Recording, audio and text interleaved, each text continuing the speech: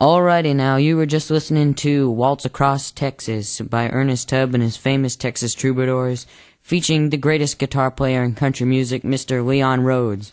And right now, we have the man, the legend himself, Leon Rhodes, right here over the telephone. How you doing, Leon? Hey, Paul, man, it's so great to hear you. I'm doing fine, doing wonderful. Well, it's great to hear you, too, and it's great that you're doing fine. How's the weather down there in Nashville? Oh, man, it's really nice. It's not real hot, but it's probably about 75 degrees. And, man, it's sure good to hear you. No. You know, the last time I saw you was one of the last times. You was on the Midnight Jamboree, and you just knocked everybody out. Oh, man, how great. I appreciate that. Thank you very much. You're a great man. I appreciate you, too. Well, thank you, and likewise. Thank you. So a little more background information then about you. I mentioned to the listeners earlier today that you were Ernest Tubb's most well-known guitar player that he ever had with him, and well, I appreciate that. and probably the most well-loved by the fans, and I mean, your recordings with Ernest Tubb, you recorded on all of his records from... Yeah, from really 1960s when I went to work with him, and I worked to close to 67, and that Waltz Across Texas was a great song, and I still get comments on it, you know, because I was playing a flat top guitar. I wasn't playing electric, you know, and it was a great thing. You know, a kind of a funny thing happened in the studio when we started to record it.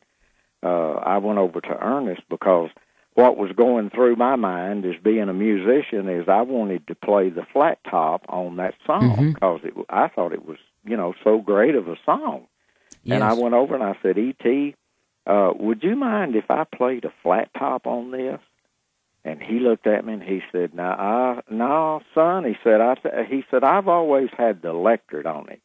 And I said, well, it would really be nice if I played a flat top on it. I said, well, do you think it would be all right if we just done one cut on it and just let me play flat top and then listen to it and see what you think? And he said, well, yeah, he said, we can do that.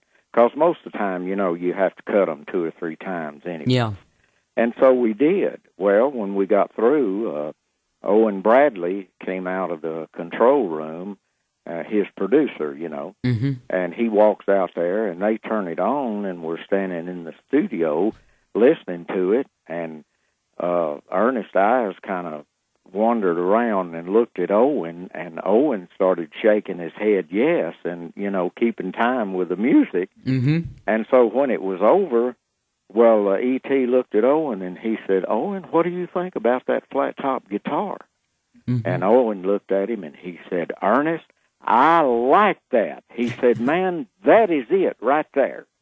And Ernest looked over at me, and he said, well, son, he said, you win this one. Well, I mean, for Ernest Tubb to step away from his usual style, which, I mean, he didn't do that a lot, not for anybody, so that shows how much he respected you as an artist. And, well, thank you. Yeah, he didn't do it a lot. That's right.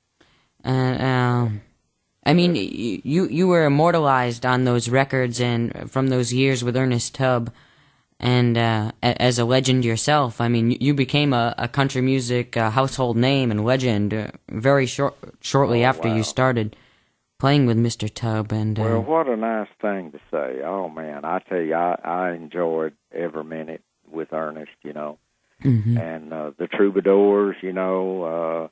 Buddy Emmons was there when I joined Ernest, and then I think in '62 he left, and Buddy Charlton came on.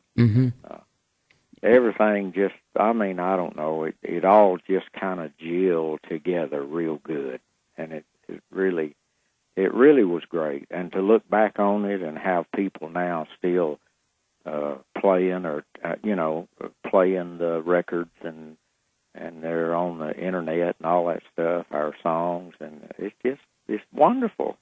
You know, Leon, earlier today I was on the internet on YouTube and the video website, and I just searched your name, and a video came up that was taken from Ernest's 1960s syndicated television show, which you backed him on with the Troubadours. Right. And it showed not only some of the songs of you playing with E.T., but some of those great instrumentals, like the Rosebud Boogie, and it was just fantastic. And for that music to be out there for a whole another generation to see is just great. Yeah, well, bless your heart for saying that. That really makes me feel good. I appreciate that so much. You're very welcome.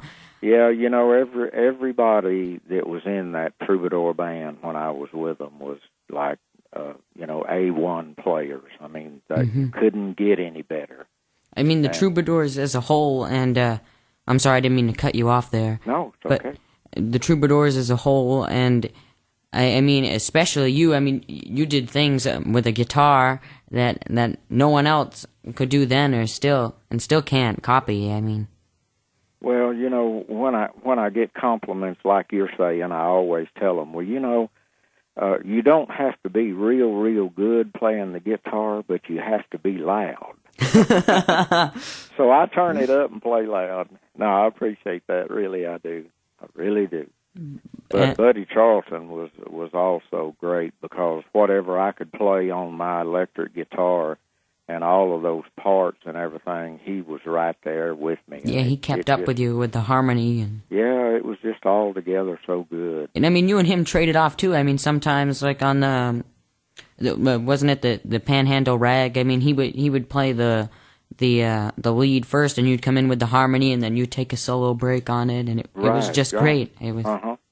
Yeah, and a lot of those instrumentals that we played, probably no one stops to think about it, but Buddy would be playing the lead line, and I would be playing two parts on the guitar, and that was kind of strange way back then, you know, to people. Now, I mean, you were doing that all at the same time. I mean, it wasn't overdubbed. No, you could not overdub back then. You know, it was 2-track. If something was not right in the song, they could not overdub, but they would have to have the whole band to play the whole song over again. So what we played on those songs, it's on those albums, what we played in the studio is what you're hearing. I think it's important for our listeners to know that it's not the smoke and magic and everything that you hear today with modern day recording. This was actual talent here. That's true. Putting these records together and performing these songs and getting the harmonies down. I mean, you didn't just come in and play your part a bunch of times and someone else fit it in to how it was supposed to be. Right. Yeah, that did not happen then. What you played is what they got. And if you had to do it over again, one or two maybe of the other guys would make a mistake, and then they'd want to do it over again and everything. So Owen Bradley, he had a theory, you know, if you play it good. And cause we can't overdub nothing. We can't fix nothing, in other words. No. And, you know, of course back then, you know, the quality players were right, right on. Of course. And, not that they're not today, but, you know, they've got more to work with today than we had. I mean, you know, we didn't have everything they have today, where they can sit there for 2 or 3 hours and fix their part. That didn't happen back then. No.